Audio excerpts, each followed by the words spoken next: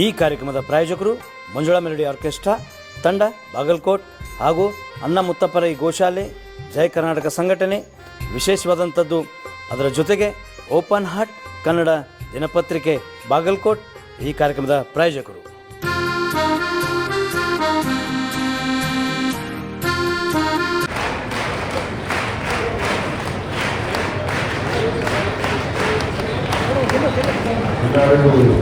ಮಧ್ಯಾಹ್ನದ ವಂದನೆಗಳು. ಸುಂದರ ಕಾರ್ಯಕ್ರಮದಲ್ಲಿ ವೇದಿಕೆಯಲ್ಲಿ ಆಸೀನರಾಗಿರುವಂಥ ಶ್ರೀ ಮಲ್ಲಿಕಾರ್ಜುನ ಅವರು, ಈ ಕಾರ್ಯಕ್ರಮದ ಅಧ್ಯಕ್ಷತೆ ವಹಿಸಿರುವಂಥ ಹನುಮಂತ ನಂಬಿನಾಳವರು, ಮಲ್ಲಿಕಾರ್ಜುನ ಶಿವಪುರವರು, ಮಲ್ಲಿಕಾರ್ಜುನ ಅರಗನೂರವರು, ಶ್ರೀ ಶರಣಗೌಡ ದಯಾಗುರು MLC ಅವರು ಇವತ್ತು ತನ್ನ ಅದ್ಭುತದ ಕಲಾವಿದ ಚಿತ್ರಹಿಸಿದ ವಾಕ್ಯ ಮಾನವಿಯರು, ಇಲ್ಲಿ ನಡೆದಿರುವಂಥ ಇತರ ಗಣ್ಯಮಾನ್ಯರು, ನನ್ನ ನೆಚ್ಚಿನ ವಿದ್ಯಾರ್ಥಿನಿಯರು, ಮಕ್ಕಳನ್ನು ದಯವಿಟ್ಟು ಸಮಾಧಾನದಿಂದ ಮಾತುಗಳನ್ನು ಆಲಿಸಿ. ಕಾರ್ಯಕ್ರಮವನ್ನು ಜಿಲ್ಲಾ ಪತ್ರಕರ್ತರ ಸಂಘದವರು ತಮ್ಮ ಅನುದಾನ ಸಾರ್ವಜನಿಕರ ಗಮನಕ್ಕೆ ತರುವಂಥ ಒಂದು ಸಮಾವೇಶವನ್ನು ನಡೆಸಿದ್ದಾರೆ. ಆ ಸಮಾವೇಶಕ್ಕೆ ನನ್ನ ಸಂಪೂರ್ಣ ಸಹಾಯ ಇದೆ ಅಂತ ನನ್ನ ಭರವಸೆಯನ್ನು ಕೊಡ್ತಾ ಇದ್ದೇನೆ. ಅವರ ಹಲವಾರು ಬೇಡಿಕೆಗಳನ್ನು ಇವತ್ತು ಸರ್ಕಾರ ಅದಕ್ಕೆ ಸ್ಪಂದಿಸಿಲ್ಲ. ಆ ಬೇಡಿಕೆ ಸ್ಪಂದಿಸುವವರಿಗೆ ಈ ಸಂಸ್ಥೆಯವರು ನಡೆಸುವಂಥ ಎಲ್ಲ ಕಾರ್ಯಕ್ರಮಗಳನ್ನು ಭಾಗವಹಿಸುವ ಪ್ರಯತ್ನ ನಾನು ಮಾಡ್ತೇನೆ ಎಂದು ನಾನು ಭಾವಿಸುತ್ತೇನೆ. ನನ್ನನ್ನು ಮಲ್ಲಿಕಾರ್ಜುನ ಅವರು ವಿದ್ಯಾರ್ಥಿಗಳ ಜೊತೆ ಸಂವಾದ ಮಾಡಲಿಕ್ಕೆ ಆಹ್ವಾನಿಸಿದ್ದಾರೆ. ಅದನ್ನು ನಾನು ನನ್ನ ಕೆಲವು ಮಾತಿನ ಮೂಲಕ ಮುಂದುವರಿಸ್ತೇನೆ. ಮಾಧ್ಯಮದವರು ಸಂವಿಧಾನದಲ್ಲಿ ಯಾವ ಆದ್ಯತೆಯನ್ನು ಪಡೆದಿಲ್ಲ, ಆದರೆ ಜನರು ತಮ್ಮ ಪ್ರೀತಿಯಿಂದ ಅದನ್ನು 4ನೇ ಸ್ತಂಭವಾಗಿ ಪರಿಗಣಿಸಿದ್ದಾರೆ. ಯಾಕೆಂದರೆ ಸಮಾಜಕ್ಕೆ ಮಾಧ್ಯಮದವರು ಕೊಡುವಂಥ ಕೊಡುಗೆ ಅಷ್ಟೊಂದಿದೆ. ಆ ನಿಟ್ಟಿನಲ್ಲಿ ಇತರ 3 ಸ್ತಂಭಗಳಿಗೆ ಹೋಲಿಸಿ, ಕೆಲವು ಶಾಸಕಾಂಗ, ಕಾರ್ಯಾಂಗ, ನ್ಯಾಯಾಂಗಕ್ಕೆ ಹೋಲಿಸಿ ಇವತ್ತು ಈ ದೇಶದಲ್ಲಿ ಮಾಧ್ಯಮವನ್ನು 4ನೇ ಸ್ತಂಭವಾಗಿ ಪ್ರಜೆಗಳು ಒಪ್ಪಿಕೊಂಡಿದ್ದಾರೆ. ಆ ಹಿನ್ನೆಲೆಯಲ್ಲಿ ಸಂವಿಧಾನದ ಯಾವುದೇ ಒಂದು ಸ್ಟೇಟಸ್ ಅವರಿಗೆ ಹಿಂದೆ ಇದ್ದರೂ ಕೂಡ ಸಮಾಜದಲ್ಲಿ ಮಾಧ್ಯಮಕ್ಕೆ ಸಂವಿಧಾನದ 4ನೇ ಸ್ತಂಭವನ್ನು ಅವರು ಸ್ಟೇಟಸನ್ನು ಜನರು ಕೊಟ್ಟಿದ್ದಾರೆ. ಈ ಹಿನ್ನೆಲೆಯಲ್ಲಿ ಅವರಿಗೆ ಸಾಧಾರಣವಾಗಿ ಸಿಗಬೇಕಾದಂಥ ಸೌಲಭ್ಯಗಳು ಸಿಗಬೇಕು ಅನ್ನೋದು ನನ್ನ ಒಂದು ಪ್ರತಿಕ್ರಿಯೆ ಕೂಡ ಆಗಿದೆ. ನಾನು ಹಲವಾರು ಹುದ್ದೆಯಲ್ಲಿ ಕೆಲಸ ಮಾಡಿದಂಥ ವ್ಯಕ್ತಿ. ಆದರೆ ಕರ್ನಾಟಕ ಲೋಕಾಯುಕ್ತಕ್ಕೆ ಬರುವವರೆಗೆ ನನಗೆ ಅನಿಸಿದ್ದು ಅಷ್ಟರವರೆಗೆ ನಾನು ರೂಪ ಮಾಡುವುದಾಗಿದೆ. ಸಮಾಜದಲ್ಲಿ ಆಗುವಂಥ ಅನ್ಯಾಯದ ಬಗ್ಗೆ ನನಗೆ ಜಾಸ್ತಿ ಅರಿವಿರಲಿಲ್ಲ. ನಾನು ಸುಖವಾಗಿದ್ದೆ, ಬಹಳಷ್ಟು ಜನರು ಸುಖವಾಗಿದ್ದರೆ ಲೋಕಾಯುಕ್ತಕ್ಕೆ ಬಂದ ಸ್ವಲ್ಪ ಸಮಯದಲ್ಲಿ ಬಹಳಷ್ಟು ಸಮಸ್ಯೆಗಳನ್ನು ಎದುರಿಸಿದೆ. ಅದರಲ್ಲಿ ಜನರಿಗಾಗುವಂಥ ಅನ್ಯಾಯದ ಬಗ್ಗೆ ಬಹಳಷ್ಟು ವಿಚಾರಗಳು ಇತ್ತು. ಇದು ಯಾಕೆ ಈ ರೀತಿ ಆಗ್ತಾ ಇದೆ ಅಂತ ನಾನು ನನ್ನಲ್ಲಿ ಚರ್ಚೆ ಮಾಡಿದಾಗ ನನಗೆ ಅನಿಸಿದ್ದು ಇದು ವ್ಯಕ್ತಿಗಳ ತಪ್ಪಲ್ಲ, ಇದು ಸಮಾಜದ ನಾನು ಚಿಕ್ಕವನಾಗಿದ್ದಾಗ ಅಂಥ ಸಮಾಜದಲ್ಲಿದ್ದೆ. ಆ ಸಮಾಜ ಒಳ್ಳೆ ಕೆಲಸ ಮಾಡಿದವರನ್ನ ಗೌರವಿಸ್ತಾ ಇತ್ತು, ತಪ್ಪು ಮಾಡಿದವರನ್ನ ಬಹಿಷ್ಕರಿಸ್ತಾ ಇತ್ತು. ಅದು ಒಂದು ಥರದ ಶಿಕ್ಷೆ ಆಗಿತ್ತು. ಉದಾಹರಣೆಗೆ ನನ್ನ ಗ್ರಾಮದಲ್ಲಿ ಯಾರಾದರೂ ಜೈಲಿಗೆ ಹೋಗಿದ್ರೆ ನನ್ನ ಪೋಷಕರು ಹೇಳ್ತಾ ಇದ್ರು ಆ ಮನೆ ಹತ್ರ ಹೋಗ್ಬೇಡ. ಅದು ಕೋರ್ಟಿನ ಶಿಕ್ಷೆ ಅಲ್ಲ, ಅದು ಸಮಾಜದ ಶಿಕ್ಷೆ ಆಗಿದೆ. ಅದು ತಪ್ಪಾಗಿದ್ದವರಿಗೆ ಮಾತ್ರ ಅಲ್ಲ, ನನ್ನ ಕುಟುಂಬಕ್ಕೂ ಕೂಡ ಆಗ್ತಾ ಇದೆ. ಆದ್ದರಿಂದ ಆ ಕಾಲದಲ್ಲಿ ತಪ್ಪಾಗಿದ್ದ ಜನರು ಹೆದರ್ತಾ ಇದ್ರು. ಅವರ ಸಂಖ್ಯೆ ಬಹಳ ಕಮ್ಮಿ ಇತ್ತು. ಇವತ್ತು ಆ ಸಮಾಜದ ಭಾವನೆಯಲ್ಲಿ ಬಹಳಷ್ಟು ಬದಲಾವಣೆ ಬಂದಿದೆ. ಇವತ್ತಿನ ಸಮಾಜದಲ್ಲಿ ಶ್ರೀಮಂತಿಕೆ ಮತ್ತು ಅಧಿಕಾರವನ್ನು ಪೂಜಿಸುವಂತಹ ಸಮಾಜದಲ್ಲಿ ಕಾಣುವುದಿಲ್ಲ. ಇವತ್ತಿನ ಸಮಾಜ ಬರೀ ಹುದ್ದೆಯಲ್ಲಿದ್ದವರೇ ಮಾತ್ರ ಮನ್ನಣೆ ಕೊಡುವಂತಹ ಸಮಾಜ. ಯಾಕಂದರೆ ಅವರಿಂದ ನಮಗೇನಾದರೂ ಸಹಾಯ ಆಗುವುದು. ಜೈಲಿಗೆ ಹೋದವರನ್ನ ಯಾಕೆ ಸನ್ಮಾನ ಮಾಡ್ತೀವಿ ಅಂತ ಕೇಳಲು ಹೋದರೆ ಅವರ ಉತ್ತರ ಏನಂದರೆ ಏನು ಸಹ ಅವರೊಬ್ಬರನ್ನು ಜೈಲಿಗೆ ಹೋದದ್ದು, ಮಹಾತ್ಮ ಗಾಂಧಿ ಅವರನ್ನು ಜೈಲಿಗೆ. ಅಂಥ ಸಮಾಜದಲ್ಲಿದ್ದೇವೆ ಒಂದು ಕಡೆ. ಇವತ್ತು ಈ ಸಮಾಜವನ್ನು ಸರಿಯಾದ ದಾರಿಯಲ್ಲಿ ಬದಲಾಯಿಸದೇ ಇದ್ದರೆ ಮುಂದೆ ನನಗನಿಸ್ತದೆ ಬಹಳ ಕಷ್ಟಗಳನ್ನು ಎದುರಿಸಬೇಕಾಗುತ್ತದೆ. ಈ ಒಂದು ಪರಿಸ್ಥಿತಿಗೆ ಮೂಲ ಕಾರಣ ನನ್ನ ಅನಿಸಿಕೆಯಲ್ಲಿ ಇವತ್ತು ದೇಶದಲ್ಲಿ ಹರಡಿರುವಂತಹ ಒಂದು ರೋಗ, ಅದರ ಹೆಸರು ದುರಾಸೆ. ಆ ದುರಾಸೆಗೆ ಎಷ್ಟು ಮಾಡಿದ್ರೂ ಸಾಧನ ಮತ್ತು ಬೇಕು ಅನ್ನೋ ಒಂದು ಆಸೆ. ನಮ್ಮ ದೇಶದಲ್ಲಿ ಅಭಿವೃದ್ಧಿಯಾಗಿರುವಂಥ ಪದ ಬೇಕಂತ ಬಳಸ್ತಾ ಇದ್ದೇನೆ. ದುರಾಸೆಯ ಉದಾಹರಣೆಗಳನ್ನು ನೀಡುತ್ತೇನೆ. 50ನೇ ದಶಕದಲ್ಲಿ ನಡೆದಂಥ ನೂರಾರು ಹಗರಣದಲ್ಲಿ ಒಂದು ಹಗರಣಗಳನ್ನು ಮುಂದೆ ಇಡ್ತೇನೆ. ಅದು ಚೀಫ್ ಹಗರಣ. ಆ ಹಗರಣದಲ್ಲಿ ಪ್ರದೇಶದಲ್ಲಿ ನಮ್ಮ ಯೋಧರಿಗೆ ವಾಹನವನ್ನು ಖರೀದಿ ಮಾಡುವ ಕಾಂಟ್ರಾಕ್ಟ್ ಕೆಲವು ಅಧಿಕಾರದಲ್ಲಿದ್ದವರು 52 ಲಕ್ಷ ರೂಪಾಯಿ ಕೊಂಡವರು. ಅದೇ ರೀತಿಯಲ್ಲಿ ಮುಂದಿನ ದಶಕದಲ್ಲಿ ಓಫರ್ಸ್ ಅನ್ನೋ ಒಂದು ಹಗರಣ ಬಂತು. ಅದರಲ್ಲಿ ದೇಶದಿಂದ ನಮ್ಮ ಯೋಧರಿಗೆ ಆಯುಧವನ್ನು ಖರೀದಿ ಮಾಡುವ ಕಾಂಟ್ರಾಕ್ಟ್ ಕೆಲವು ಅಧಿಕಾರದಲ್ಲಿದ್ದವರು 64 ಕೋಟಿ ರೂಪಾಯಿ ಕೊಂಡವರು. ತದನಂತರದ ದಶಕದಲ್ಲಿ ಕಾಮನ್ವೆಲ್ತ್ ಗೇಮ್ಸ್ ಅನ್ನೋ ಒಂದು ಹಗರಣದಲ್ಲಿ ಕೆಲವು ಅಧಿಕಾರದಲ್ಲಿದ್ದವರು 70,000 ಕೋಟಿ ರೂಪಾಯಿ ಕೊಂಡವರು. ಇದು ಒಂದು ಹಗರಣ. ಆ ದಶಕದಲ್ಲಿ ನಡೆದದ್ದು ಸಾವಿರಾರು ಹಗರಣದಲ್ಲಿ ಒಂದು ಹಗರಣ. ತದನಂತರ 2G ಅನ್ನೋ ಒಂದು ಹಗರಣದಲ್ಲಿ 1,76,000 ಕೋಟಿ ರೂಪಾಯಿ ಕೊಂಡವರು. ತದನಂತರ ಕೋಲ್ಗೇಟ್ ಅನ್ನೋ ಕಲ್ಲಿದ್ದಲಿನ ಹಗರಣದಲ್ಲಿ 1,86,000 ಕೋಟಿ ರೂಪಾಯಿ ಕೊಂಡವರು. ಇಷ್ಟೊಂದು ಹಣ ಒಂದೊಂದು ಹಗರಣದಲ್ಲಿ ಸೋರ್ಕೊಂಡು ಹೋದರೆ ಆ ದಶಕದಲ್ಲಿ ಆಗುವಂಥ ಎಲ್ಲ ಹಗರಣಗಳ ಟೋಟಲ್ ಮೊತ್ತವನ್ನು ನೀವು ಸೇರಿಸಿ ಲೆಕ್ಕ ಹಾಕಿದರೆ ಎಷ್ಟು ಹಣ ಅಭಿವೃದ್ಧಿಗೆ ಹೋಗುವುದು ಸ್ವಲ್ಪ ಯೋಚನೆ ಮಾಡಿ. 1985ರಲ್ಲಿ ಅಂದಿನ ಪ್ರಧಾನಮಂತ್ರಿ ದಿವಂಗತ ರಾಜೀವ್ ಗಾಂಧಿ ಅವರು ಹೇಳಿದ ಮಾತು ಮೈಸೂರಲ್ಲಿ. ಅಂದು 1985ರಲ್ಲಿ ಸರ್ಕಾರ ಅಭಿವೃದ್ಧಿಗೆ ಕೊಟ್ಟಂತ 1 ರೂಪಾಯಿಯಲ್ಲಿ ಕೊನೆ ಹಂತಕ್ಕೆ ಹೋದದ್ದು 15 ಪೈಸೆ ಮಾತ್ರ. ಒಂದು ವೇಳೆ 2024ರಲ್ಲಿದ್ದೇವೆ, ದುರಾಸೆ ಕಮ್ಮಿ ಆಗಿಲ್ಲ. ಇವತ್ತು 100 ರೂಪಾಯಿ 15 ಪೈಸೆ ಹೋಗ್ಬೋದು ಅಂದ್ರೆ ಆ ಕಾಂಟ್ರಾಕ್ಟ್ ಅಲ್ಲಿ ಏನಾಗ್ತಾ ಇದೆ ಅನ್ನೋದನ್ನು ಸ್ವಲ್ಪ ಯೋಚನೆ ಮಾಡಿ. ಒಂದು ಸೇತುವೆ ಕಟ್ಟಕ್ಕೆ 100 ಕೋಟಿ ಹಣ ಸ್ಯಾಂಕ್ಷನ್ ಮಾಡಿದರೆ ಅದರಲ್ಲಿ ರಾಜೀವ್ ಗಾಂಧಿ ಅವರು ಹೇಳಿದ ಪ್ರಕಾರ 85 ಕೋಟಿ ರೂಪಾಯಿ ಹಣ ಹಗರಣದಲ್ಲಿ ಹೋದರೆ ಎಷ್ಟು ಉಳಿಯಿತು?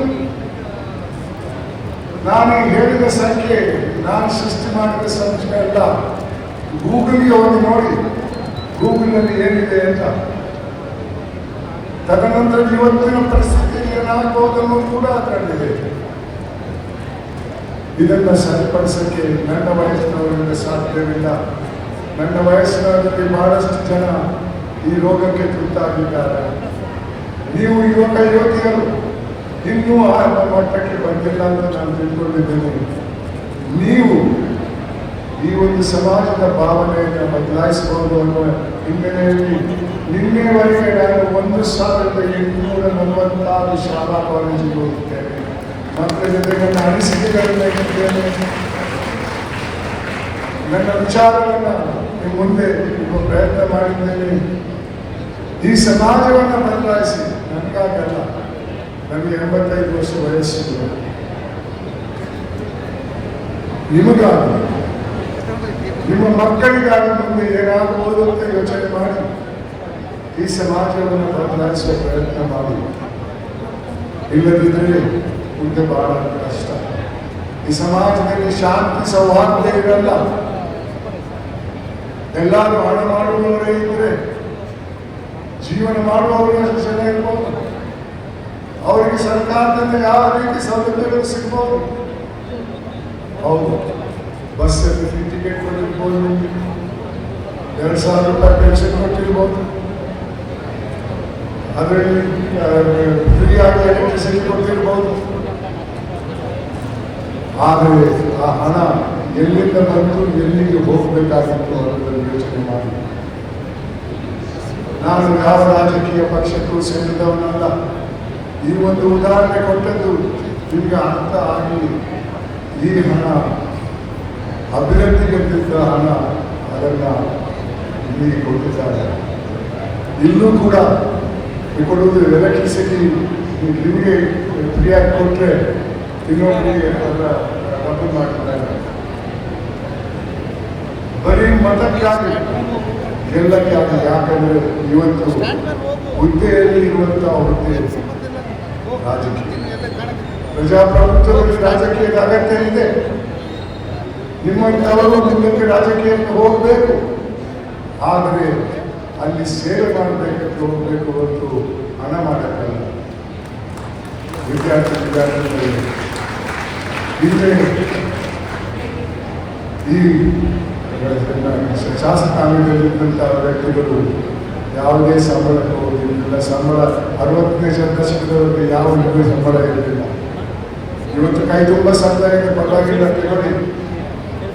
ಆದರೆ ನಿಜವಾದ ಕೆಲಸ ಮಾಡಿ ಜನರ ಸೇವೆಗಾಗಿ ಆ ಹುದ್ದೆಗೆ ಹೋಗಬೇಕು ನನ್ನ ಅನಿಸಿಕೆ.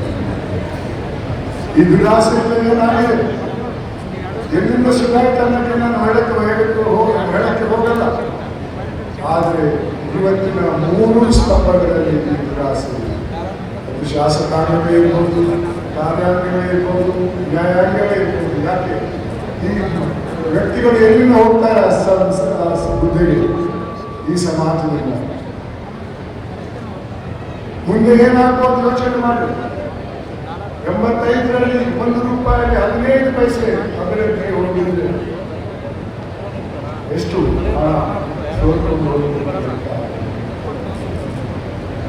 ವಿದ್ಯಾರ್ಥಿ ನಿಮ್ಮ ಭವಿಷ್ಯದ ಬಗ್ಗೆ ಸ್ವಲ್ಪ ಯೋಚನೆ ಮಾಡಿ. ಹೌದು, ನಿಮಗೆ ಈ ಮೌಲ್ಯದ ಬಗ್ಗೆ ಹೇಳಿಕೊಡುವವರು ಬಹಳ ಕಮ್ಮಿ.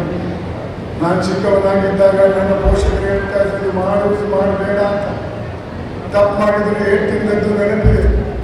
ಶಾಲೆಗೆ ಹೋದಾಗ ನೀತಿ ಪಾಠ ಅಂತ ಒಂದು ಸಬ್ಜೆಕ್ಟ್ ಇತ್ತು, ಮಾರಲ್ ಸೈನ್ಸ್ ಅಂತ. ಅದು ನನ್ನ ಪೋಷಕರು ಹೇಳಿದ್ದನ್ನು ಒತ್ತಿ ಹೇಳ್ತಾ ಇತ್ತು. ಆ ಹೊತ್ತಿನ ಸಮಾಜ ಒಳ್ಳೆ ಕೆಲಸ ಮಾಡಿದವರನ್ನು ಗೌರವಿಸ್ತಾ ಇತ್ತು. ಇವತ್ತೇನಾಗಿದೆ? ನನ್ನ ಕಾಲದಲ್ಲಿ ನನ್ನ ಪೋಷಕರು ಹೇಳ್ತಾ ಇದ್ರು, ನೀನು ಇಂಜಿನಿಯರ್ ಆಗಬೇಕು, ನೀನು ಡಾಕ್ಟರ್ ಆಗಬೇಕು ಅಂತ. ಇವತ್ತು ಇಲ್ಲ, ನೀನು ರಾಜಕಾರಣಿ ಆಗಬೇಕು. ಎಂಥ ಒಂದು ಮಟ್ಟಕ್ಕೆ ಬಂದಿದ್ದೇವೆ ನಾವು. ಬದಲಾಯಿಸಿ ಈ ಸಮಾಜವನ್ನು, ಒಂದು ಪ್ರಾಮಾಣಿಕತೆಯಲ್ಲಿರುವಂತಹ ಸಮಾಜವನ್ನು ಕಟ್ಟಿ, ಒಳ್ಳೆಯ ಕೆಲಸ ಮಾಡಿದವರನ್ನು ಗುರುತಿಸಿ, ತಪ್ಪು ಮಾಡಿದವರನ್ನು ಪರಿಷ್ಕರಿಸಿ, ಅದು ಒಂದೇ ಒಂದು ದಾರಿ, ಬೇರೆ ದಾರಿ ಇಲ್ಲ. ಮೌಲ್ಯಗಳನ್ನು ಅಳವಡಿಸಿದರೆ ಮೊತ್ತ ಮೊದಲಾಗಿ ತೃಪ್ತಿ ಅನ್ನೋ ಒಂದು ಗುಣವನ್ನು ಅಳವಡಿಸಿ. ತೃಪ್ತಿ ಇದ್ರೆ ದುರಾಸೆ ಬರಲ್ಲ. ತೃಪ್ತಿ ಇಲ್ಲೇ ಇದ್ರೆ ದುರಾಸೆ ಬರ್ತದೆ. ಆ ತೃಪ್ತಿಯನ್ನ ಅಂಗಡಿಯಿಂದ ಖರೀದಿ ಮಾಡಬೇಕಾಗಿಲ್ಲ. ಇದನ್ನ ನೀವಾಗಿ ಬಳಸಬಹುದು. ತೃಪ್ತಿ ಅಂದ್ರೆ ಒಂದು ಹಂತಕ್ಕೆ ನಿಮಗೆ ಡಿಗ್ರಿ ಸಿಕ್ತು, ನಿಮಗೆ ಕೆಲಸ ಸಿಕ್ತು, ಇನ್ನೇನು ಬೇಡ ಸಂಜಾಸ್ತಿ ಆಗ್ತದೆ ಅಂತಲ್ಲ. ನಿಮ್ಮಲ್ಲಿ ಆಕಾಂಕ್ಷೆ ಅನ್ನೋದು ಕೂಡ ಇರಬೇಕು.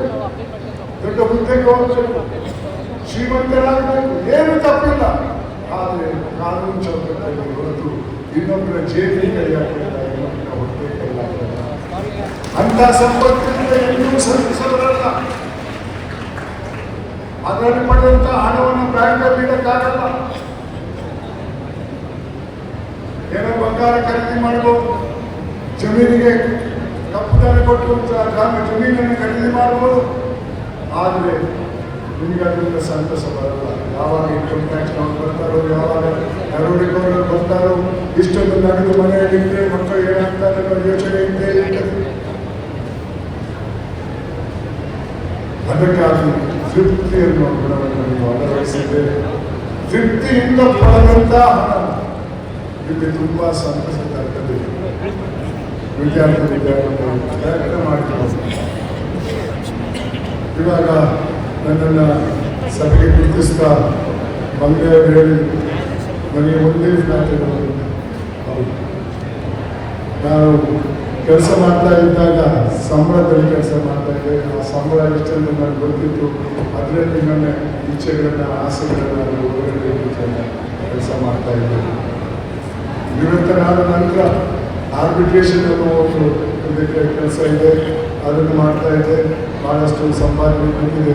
ಆದರೆ ಆ ಹಣದ ದುಡ್ಡಲ್ಲಿ ಕೂಡ ನಾನು ಮಾಡಿಲ್ಲ.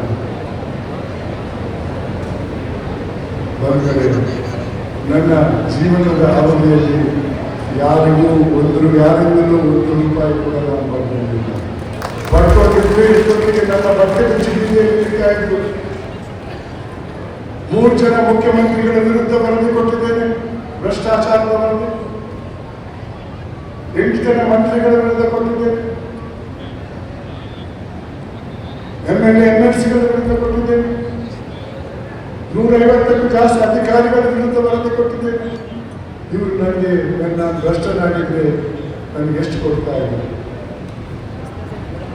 ಅಂತ ಸಂಪತ್ತಿಗೆ ನಾನು ಪ್ರಯತ್ನ ಪಟ್ಟಿಲ್ಲ. ಬಂದದ್ರಲ್ಲೇ ಸಂತಸ ಇಟ್ಕೊಂಡಿದ್ದು. ನನ್ನ ಕೊನೆಯ ಹಂತದಲ್ಲಾದರೂ ದೇವರು ನನಗೆ ಭಾಳ ಸ್ಫೂರ್ತಿ. ಆದರೆ ನಾನು ಮಾಡಿದ ಪ್ರಯತ್ನಗಳು ಈ ವಯಸ್ಸಲ್ಲೂ ಕೂಡ ಕೆಲಸ ಮಾಡ್ತಾ ಇರ್ತೇನೆ, ತಿರುಗ್ತಾ ಇರ್ತೇನೆ, ಸಭೆಗಳಿಗೆ ಹೋಗ್ತಾ ಇರ್ತೇನೆ. ಒಂದು ಕಡೆ ಈ ತೃಪ್ತಿ ಜೊತೆ ಇನ್ನೊಂದು ವಿಚಾರ, ಅದು ಮಾನವೀಯತೆ. ನಮ್ಮ ಹಿರಿಯರು ಮಾನವೀಯತೆಯನ್ನು ಸಮಾಜದಲ್ಲಿ ಕಟ್ಟಿದ್ರು. ಅದರ ಸದ್ಬಳಕೆ ಆಗ್ತಾ ಇತ್ತು ಹಿಂದೆ. ಇವತ್ತು ಮಾನವೀಯತೆ ಏನಿದೆ ಅಂತ ಯಾರಿಗೂ ಗೊತ್ತಿಲ್ಲ. ನಾವು ಹುಟ್ಟುವಾಗ ಮಾನವರಾಗಿ ಹುಟ್ಟಲ್ಲ.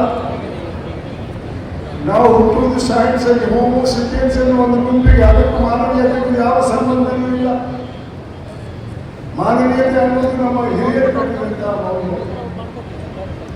ನಮ್ಮಲ್ಲಿ ಮಾನವೀಯತೆ ಇದ್ರೆ ನಾವು ಮಾನವರಾಗ್ತೇವೆ, ಇಲ್ಲದೇ ಇದ್ರೆ ಇಲ್ಲ. ನಮ್ಮ ಗುರುಗಳು ಕವಿಗಳು ಬರೆದಿದ್ದಾರಲ್ಲ, ಏನೇ ಆಗ ನನಗೆ ಬೇಕಾದವನಾಗು, ಆದರೆ ಮೊದಲು ಮಾನವನಾಗು. ಈ ಸಂದೇಶಕ್ಕೆ ಪೂರಕವಾಗಿ ನಾನು ಶಾಲಾ ಕಾಲೇಜಿಗೆ ಹೋಗಿದ್ದಾಗ ನನ್ನದೇ ಆದ ಒಂದು ಸಂದೇಶವನ್ನು ವಿದ್ಯಾರ್ಥಿಗಳಿಗೆ ಕೊಡ್ತಾ ಇರ್ತೇನೆ. ಹುಟ್ಟುವಾಗ ಮಾನವನಾಗಿ ಹುಟ್ಟದೇ ಇದ್ದರೂ ಜೀವನ ಪದದಲ್ಲಿ ಮಾನವೀಯತೆಯನ್ನು ಅಳವಡಿಸಿಕೊಂಡು ಸಾಯುವಾಗ ಮಾನವನಾಗಿ ಸತ್ಯ ಅದಕ್ಕೆ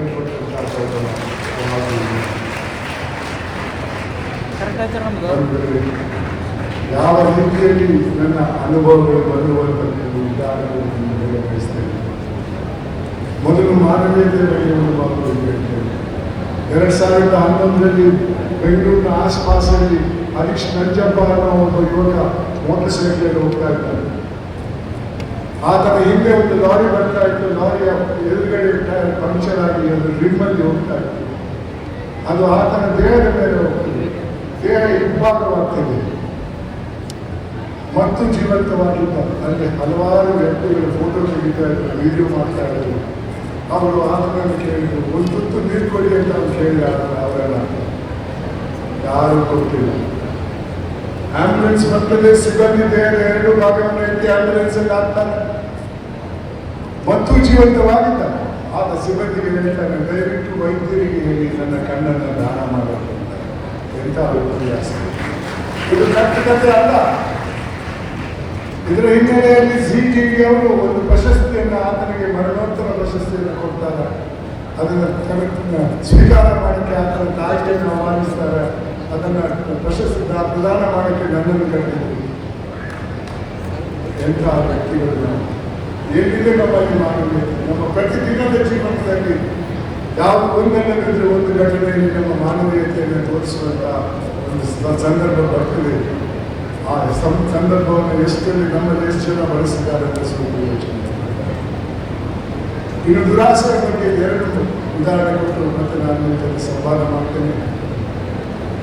2011ರಲ್ಲಿ ನಾನು ನಿವೃತ್ತನಾಗುವ ಸ್ವಲ್ಪ ಸಮಯದ ಮೊದಲು ಹೈದರಾಬಾದಿಂದ ಒಬ್ಬರು ಹಿರಿಯ ಏರ್ಫೋರ್ಸ್ ಆಫೀಸರ್ ನನಗೆ ಫೋನ್ ಮಾಡ್ತಾರೆ. ಹೇಳಿದ್ರು, ಹೇಗೆ ಅವರೇ, 3 ದಿವಸದ ಹಿಂದೆ ನನ್ನ ಅಣ್ಣನ 18 ವರ್ಷದ ಹೆಣ್ಮಗಳು ಬೆಂಗಳೂರಲ್ಲಿ ಅಪಘಾತಕ್ಕೆ ಸಿಲುಕಿ ಸಾವನ್ನಪ್ಪಿದ್ದಾಳೆ. ಆಕೆ ಶವ ಒಂದು ಸರ್ಕಾರಿ ಆಸ್ಪತ್ರೆಯಲ್ಲಿದೆ. 3 ದಿವಸ ಆಯಿತು, ಶವ ಪರೀಕ್ಷೆ ನಡೆದಿಲ್ಲ. ನಾವು ಆಂಬ್ಯುಲೆನ್ಸ್ ಸಿಕ್ಕಿದ್ದೇವೆ, ನಮಗೆ ಶವ ಕೊಡ್ತಾ ಇಲ್ಲ ಅಂತ ದೂರು ಕೊಟ್ಟರು. ನಾನು ಹೇಳಿದೆ, ನಾನು 2 ಗಂಟೆಯಲ್ಲಿ ವಾಪಸ್ ಫೋನ್ ಮಾಡ್ತೇನೆ ಅಂತ ಆಸ್ಪತ್ರೆಗೆ ಹೋದೆ. ಅಲ್ಲಿ ಸೂಪರ್ಡೆಂಟನ್ನ ಭೇಟಿ ಮಾಡಿದೆ. ಅವ್ರು ಹೇಳ್ತಾರೆ, ಹಾಗೆ ಹೀಗೆ ಆಗಕ್ಕೆ ಸಾಧ್ಯವಿಲ್ಲ, ಇಬ್ಬರು ನುರಿತ ಡಾಕ್ಟರ್ಗಳನ್ನ ಶವಾಗಾರಕ್ಕೆ ಕಳಿಸಿದ್ದೇನೆ, ನಮಗೆ ಕರೆಸಿ ಕೇಳೋಣ ಅಂತ ವೈದ್ಯರನ್ನು ಕರೆಸ್ತಾರೆ.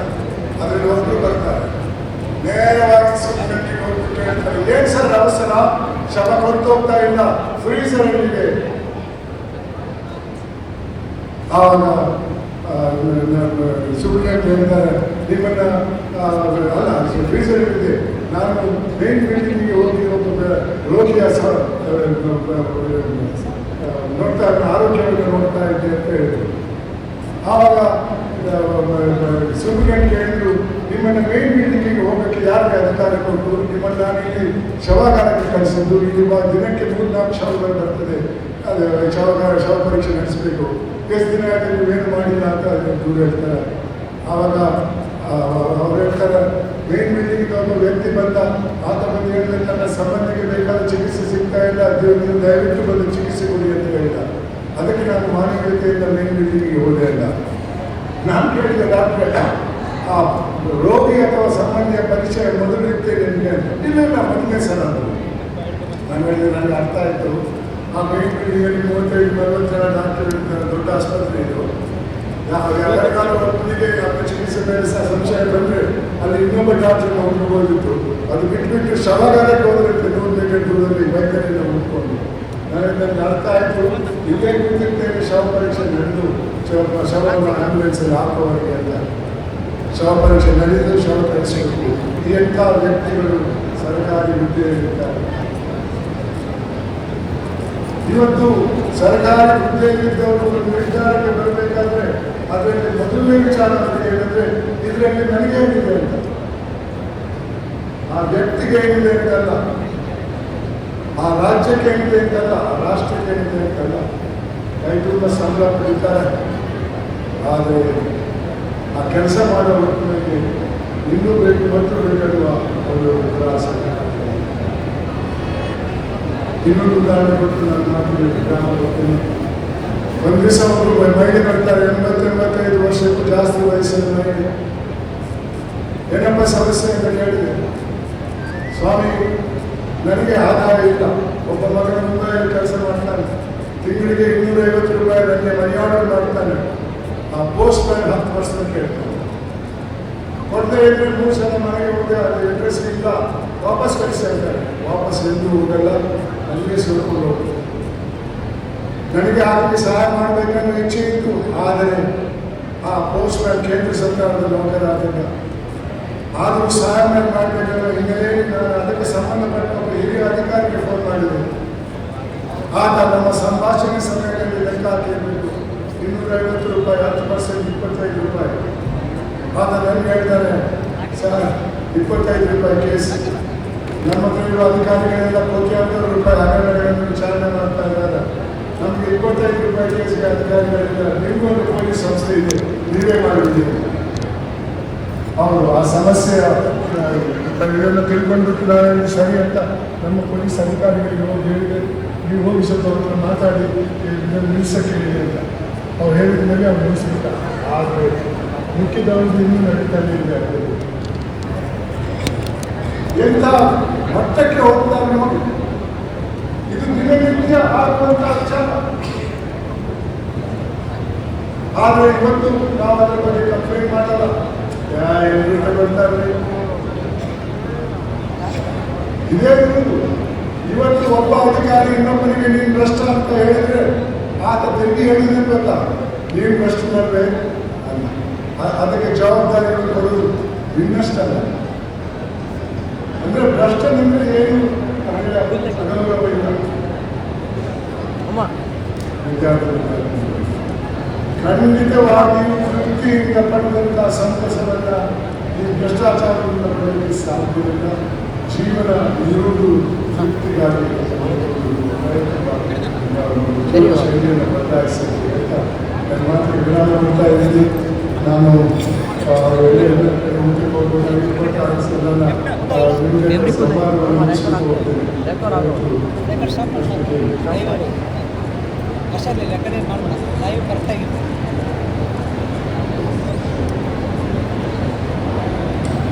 ಸಂವಾದ ಮಾಡುವ ಯಾರಿಲ್ವ? ನಿಮ್ಗೆ ಏನಾದರೂ ಸಂಶಯ ಇದ್ರೆ ನನ್ನ ಕೇಳಿ. ನನ್ನ ವಿಚಾರ ಕೂಡ ಕೇಳಬಹುದು. ನನ್ನ ಕೋಪ ಬರಲ್ಲ.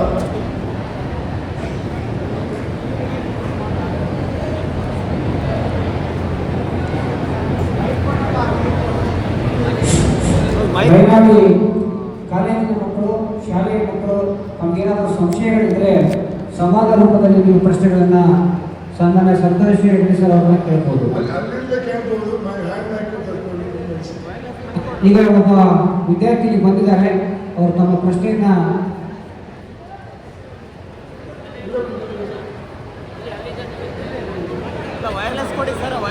ಭಾರತದ ಭವಿಷ್ಯದ ನಾಗರಿಕರಾಗಿರ್ತಕ್ಕಂಥ ವಿದ್ಯಾರ್ಥಿಗಳು ತಮ್ಮ ಸಂಶಯಗಳನ್ನು, ತಮ್ಮ ಪ್ರಶ್ನೆಯನ್ನ ಕೇಳಬಹುದು. ಈಗ ಅತ್ಯಾಚಾರ ಮಾಡಿದವರಿಗೆ 5 ವರ್ಷ ಅಥವಾ 10 ವರ್ಷ ಜೈಲು ಶಿಕ್ಷೆ ಅಥವಾ ದಂಡ ವಿಧಿಸ್ತೀರಿ. ಆದ್ರೆ ನಿಮ್ಮ ಪ್ರಕಾರ ದಂಡ ಕೊಟ್ಟು ಜೈಲು ಶಿಕ್ಷೆ ಅನುಭವಿಸಿ ಅತ್ಯಾಚಾರ ಮಾಡ್ಬೋದಾ ಸರ್?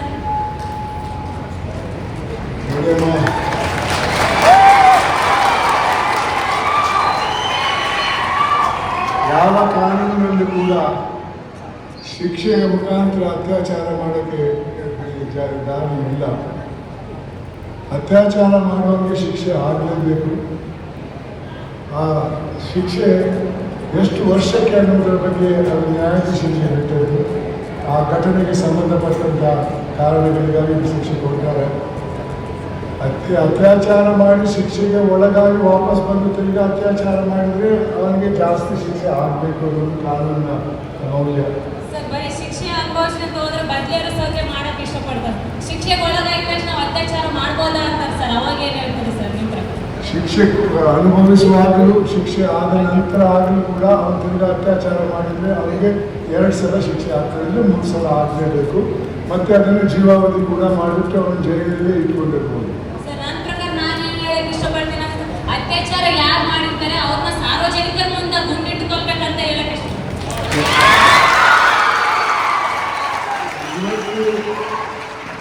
ಅಂತಾರಾಷ್ಟ್ರೀಯ ಮಟ್ಟದಲ್ಲಿ ಗಲ್ಲು ಶಿಕ್ಷೆಗೆ ವಿರುದ್ಧ ಬಹಳಷ್ಟು ಇದೆ. ಆದ್ದರಿಂದ ಗಲ್ಲು ಶಿಕ್ಷೆ ಕೊಡಬೇಕು ಅನ್ನೋದು ಅವರಿಗೆ ನನಗೆ ಸರಿ ಕಾಣಿಸಲ್ಲ. ಆದರೆ ನಾನು ಗಲ್ಲು ಶಿಕ್ಷೆ ಕೊಟ್ಟಿದ್ದೇನೆ. ಯಾಕೆಂದರೆ ಆ ಘಟನೆಯ ತೀವ್ರತೆಯನ್ನು ಅನಿಸ್ಕೊಂಡು ಕೊಟ್ಟಿದ್ದೇನೆ. ನೀವು ಹೇಳಿದ್ದು ನಿಜ. ಒಂದು ರೀತಿಯಲ್ಲಿ ಗಲ್ಲು ಶಿಕ್ಷೆ ಆದರೆ ಅಂಥವ್ರು ಮತ್ತೆ ತಿರ್ಗಾ ಅತ್ಯಾಚಾರಕ್ಕೆ ಬರಲ್ಲ. ಅದು ಇನ್ನೊಬ್ಬರು ಮಾಡ್ತಾ ಇರ್ತಾರೆ. ಧನ್ಯವಾದಗಳು. ಮತ್ತೆ ಏನಾದರೂ ಮಕ್ಕಳು ತನ್ನ ಪ್ರಶ್ನೆಯನ್ನು ಕೇಳ್ಬೋದು. ಶಶಿ ಅವರೇ ಸಿದ್ಧರಾಗಿದ್ದಾರೆ. ಸರ್, ನನ್ನ ಹೆಸರು ಭಾಗ್ಯಲಕ್ಷ್ಮಿ. ಸರ್ ವಿಶ್ವೇಶ್ವರಯ್ಯ ಕಾಲೇಜು ವಿಜ್ಞಾನ ಕ್ಷೇತ್ರದಲ್ಲಿ ಅಭ್ಯಾಸ ಮಾಡ್ತಿದ್ದೀನಿ. ಸರ್ಕಾರದ ಸೌಲಭ್ಯಗಳು ಸರಿಯಾದ ಸಮಯದಲ್ಲಿ ಸರಿಯಾದ ರೀತಿಯಲ್ಲಿ ಎಲ್ಲ ವರ್ಗದವರಿಗೆ ಸಿಗ್ತಾ ಇಲ್ಲ. ಬಹಳಷ್ಟು ಅವ್ಯವಹಾರ ನಡೀತಾ ಇದೆ. ಇದನ್ನು ತಪ್ಪಿಸಲು ನಿಮ್ಮ ಸಲಹೆಗಳು ಏನು ಸರ್? ನನ್ನ ಸಲಹೆ ಏನೆಂದರೆ, ಇವತ್ತಿನ ಪರಿಸ್ಥಿತಿಯಲ್ಲಿ ಇದನ್ನು ನಿರ್ಮೂಲ ಮಾಡೋಕ್ಕೆ ಬಹಳ ಸಮಯ ಬೇಕು. ಆ ಪ್ರಯತ್ನ ಆಗಬೇಕು. ಆ ನಡುವೆ ಇದಕ್ಕೆ ಸರಿಯಾದ ದಾರಿಯಲ್ಲಿ ಹೋಗಬೇಕಾದ್ರೆ ಕರ್ನಾಟಕ ಲೋಕಾಯುಕ್ತ ಅನ್ನೋ ಒಂದು ಆಫೀಸು ಎಲ್ಲ ಕಡೆ ಇದೆ, ಜಿಲ್ಲೆಯಲ್ಲಿ ಇದೆ. ನಿಮ್ಮ ಕೆಲಸ ಕಾನೂನಿನಲ್ಲಿ ಆಗಬೇಕಾದಂಥ ಕೆಲಸ ಆಗದೇ ಇದ್ದರೆ, ಅಥವಾ ಅದರ ಬಗ್ಗೆ ಹಣ ಅಥವಾ ಇತರ ರೀತಿಯ ಯಾವುದೇ ಸಂಭಾವನೆಯನ್ನು ಪಡೆಯುವ ಪ್ರಯತ್ನ ನಡೀತಾ ಇದ್ದರೆ, ಈಗ ಕರ್ನಾಟಕ ಲೋಕಾಯುಕ್ತಕ್ಕೆ ಹೋಗಿ ಈಗ ಕಂಪ್ಲೇಂಟ್ ಕೊಡಿ, ಅವ್ರು ನೋಡ್ಕೊಡ್ತಾರೆ. ನಿಮ್ಗೆ ಆಗಬೇಕಾದಂಥ ಸೌಲಭ್ಯಗಳನ್ನು ಅವ್ರು ಕೊಡಿಸ್ತಾರೆ. ಧನ್ಯವಾದಗಳು ವಿದ್ಯಾರ್ಥಿನಿಗೆ. ನನ್ನ ಹೆಸರು ಸಂಜನಾ. ವಿಶ್ವೇಶ್ವರಯ್ಯ ಕಾಲೇಜಿನಲ್ಲಿ ವಿಜ್ಞಾನ ವಿಭಾಗದಲ್ಲಿ ಓದುತ್ತಿದ್ದೇನೆ. ಪ್ರಚಲಿತ ಅಪರಾಧ ಘಟನೆಗಳನ್ನು ಅವಲೋಕಿಸಿದಾಗ ಕಾನೂನಿನ ವಿಧಗಳಲ್ಲಿ ಕಠಿಣ ನಿಯಮಗಳನ್ನು ಅಳವಡಿಸಿಕೊಳ್ಳುವುದು ಸಾಧ್ಯವೇ ಸರ್? ಖಂಡಿತ ಸಾಧ್ಯವಿದೆ. ಇದೊಂದು ತಪ್ಪು ತಿಳುವಳಿಕೆ. ನಮ್ಮ ಕಾನೂನುಗಳು ಸಾಲಲ್ಲ, ಇನ್ನೂ ಹೆಚ್ಚಿನ ಕಾನೂನು ಬೇಕನ್ನುವುದು. ಕಾನೂನುಗಳ ಸದ್ಬಳಕೆ ಆಗದೇ ಇರ್ಬೋದು ಇವತ್ತು, ಆದರೆ ಅದು ಕಾನೂನಿನ ನ್ಯೂನ್ಯತೆ ಅಲ್ಲ. ಕಾನೂನಿನ ವಿಚಾರಣೆ ಮಾಡುವಂಥವರನ್ನ ನ್ಯೂನ್ಯತೆ ಅಥವಾ ನ್ಯಾಯಾಧೀಶರಿಂದ ಆದಂಥ ನ್ಯೂನ್ಯತೆ ಇರಬೇಕು. ಕಾನೂನಿನಲ್ಲಿ ಯಾವ ನ್ಯೂನ್ಯತೆಯೂ ಇಲ್ಲ. ಎಲ್ಲ ಥರದ ಆರೋಪಗಳಿಗೂ ಕೂಡ ಅದರಲ್ಲಿ ಪರಿಹಾರ ಇದೆ. ಅಲ್ಲ ಸರ್, ಬೇರೆ ದೇಶದಲ್ಲಿರುವ ಸಿಸ್ಟಮ್ ನಮ್ಮ ದೇಶದಲ್ಲಿ ಯಾಕಿಲ್ಲ ಸರ್? ಬೇರೆ ಯಾವ ದೇಶದಲ್ಲಿ ನೀವು ಸ್ವಲ್ಪ ಹೇಳಿ? ಅಂದ್ರೆ ಸರ್, ಅತ್ಯಾಚಾರ ಭ್ರಷ್ಟಾಚಾರ ಅಂತ ಬಂದ್ರೆ ಅಲ್ಲೇ ಯಾರದು ಮಾಡಿರ್ತಾರಲ್ಲ ಸರ್, ಅವ್ರಿಗೆ ಏನಾದ್ರೂ ಶಿಕ್ಷೆ ಆಗ್ಬೇಕು ಸರ್, ಕಠಿಣ ಶಿಕ್ಷೆ ಅಂತ ನನ್ನ ಆಸೆ ಸರ್. ಖಂಡಿತ ನೀವು ಹೇಳೋದಿಕ್ಕೆ, ಒಬ್ಬ ಅತ್ಯಾಚಾರ ಅನಾಚಾರ ಯಾವ ಚಾರ ಮಾಡಿದ್ರು ಕೂಡ ಅದರಲ್ಲಿ ಶಿಕ್ಷೆ ಆಗಲೇಬೇಕು. ನಮ್ಮ ದೇಶದಲ್ಲೂ ಆಗ್ತದೆ, ಆದರೆ ಒಂದು ದೊಡ್ಡ ನ್ಯೂನತೆ ಇದೆ. ಅಲ್ಲಿ ಶಿಕ್ಷೆ ಆಗುವಾಗ ಒಂದು ಕೋರ್ಟಲ್ಲಿ 15-20 ವರ್ಷ ಆಗ್ತದೆ, ಇನ್ನೊಂದು ಕೋರ್ಟಲ್ಲಿ 20 ವರ್ಷ, ಹೈಕೋರ್ಟಲ್ಲಿ 20 ವರ್ಷ, ಸುಪ್ರೀಂ ಕೋರ್ಟಲ್ಲಿ 20 ವರ್ಷ. ಅದರಿಂದಾಗಿ ಜನರಿಗೆ ಇದರ ಬಗ್ಗೆ ಹೆದರಿಕೆ ಇಲ್ಲ. ಇದರ ಬಗ್ಗೆ ಸ್ವಲ್ಪ ಬದಲಾವಣೆ ಆಗಬೇಕು.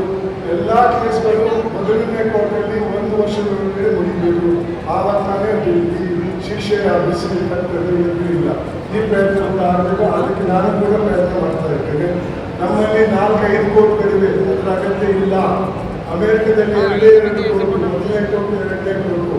ಮೊದಲನೇ ಕೋರ್ಟಲ್ಲಿ ಸೋತವರು 2ನೇ ಕೋರ್ಟಲ್ಲಿ ಸೋತರೆ ಅವರಿಗೆ ಹೆವಿ ಫೈನ್ ಹಾಕ್ತಾರೆ. ಮಿಸ್ಯೂಸ್ ಆಫ್ ಎಜುಕೇಷನ್ ಸಿಸ್ಟಮ್ ಅಂತ. ಆ ಪ್ರಯತ್ನ ಆಗಬೇಕನ್ನೋದು ನನ್ನ ವಿಚಾರ ದೇಶದಲ್ಲಿ. ಆವಾಗ ಬೇಗನೆ ಶಿಕ್ಷೆ ಸಿಕ್ಕಿದ್ರೆ ಅದಕ್ಕೆ ಜಾಸ್ತಿ ಆಗುತ್ತೆ. Thank you sir. ಧನ್ಯವಾದಗಳು. ದಯಮಾಡಿ ಬಾಯ್ಸ್ ಕಡೆಯಿಂದ ಏನಾದರೂ ಸಮಸ್ಯೆ ಇದ್ರೆ ಕೇಳ್ರಪ್ಪ.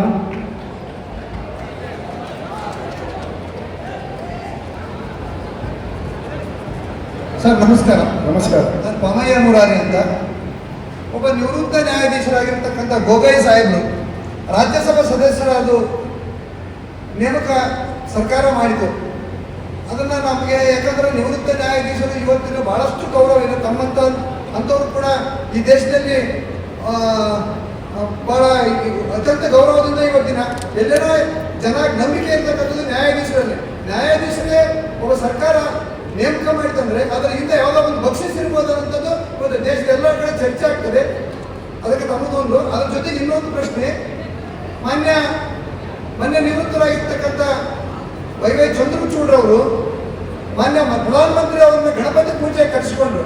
ಇದು ಯಾವ ಪ್ರಮಾಣದಲ್ಲಿ ಜನರಲ್ಲಿ ಒಂದು ನ್ಯಾಯಾಧೀಶರ ಬಗ್ಗೆ ನಂಬಿಕೆ ಬರ್ತದೆ ಅನ್ನೋದ್ರ ಬಗ್ಗೆ ಮಾಹಿತಿ ಕೊಡಬೇಕಂತ ನನ್ನ ಅನಿಸಿಕೆ.